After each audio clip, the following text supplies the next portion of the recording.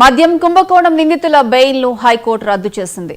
Dhanunjaya Reddy, Krishnamohan Reddy, Balaji గోవిందప్పలకు ACB court ఇచ్చిన default bail రద్దు చేస్తూ ఈ నెల 26 లోపు జడ్జి ముందు హాజరు కావాలని ఆదేశించింది. రెగ్యులర్ బెయిల్ పిటిషన్ను ఏసీబీ కోర్టులో దాఖలు చేయాలని ఉన్నత న్యాయస్థానం తెలిపింది.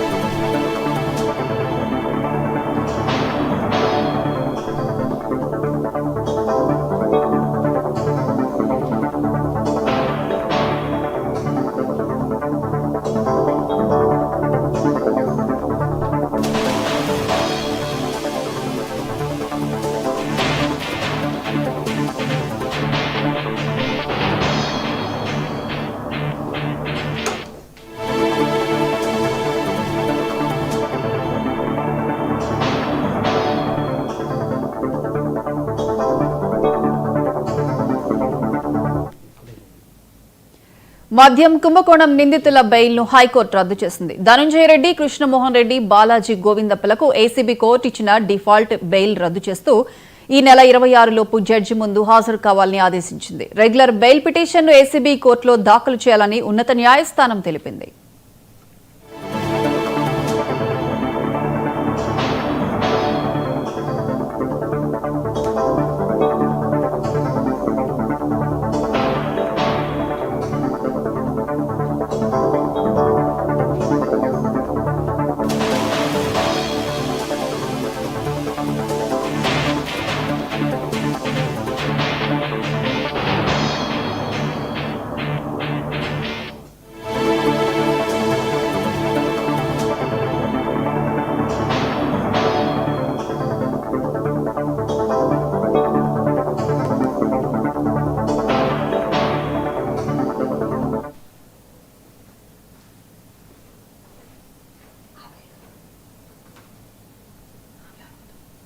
సామాన్యుడికి తాగునీరు ఇవ్వాలని సత్యసాయి ఆలోచించారని డిప్యూటీ సీఎం పవన్ అన్నారు.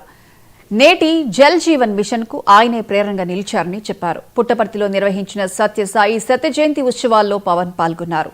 అత్యంత వెనుకబడిన అనంతపురం జిల్లాలో ఆయన పుట్టడం ఆనందాన్ని కలిగిస్తుందన్నారు. సచిన్ టెండూల్కర్ తో పాటు ఎంతో మంది ప్రముఖులను సత్యసాయి ప్రభావితం చేశారని చెప్పారు. బాబా గారిది వెలిసింది భారతదేశంలో అత్యంత వెనుకబడ్డ జిల్లా అనంతపురం, రాయలసీమలోని అనంతపురం జిల్లా.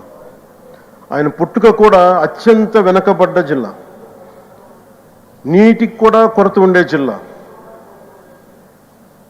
వలసలు వెళ్ళిపోయే జిల్లా. అలాంటి జిల్లాని ఎంచుకున్నారు ఆయన జన్మకు కూడా. అందుకని అలాంటి జన్మ తీసుకున్నాడంటే మహానుభావులే తీసుకోగలరు. ఒక 40 సంవత్సరాల క్రితం ఎవరైనా ఊహించుకోగలమా? దేశ విదేశాల నుంచి చాలామంది భక్తులు, విదేశీయులు అందరూ వచ్చి దీని అభివృద్ధికి పాటుపడతారని.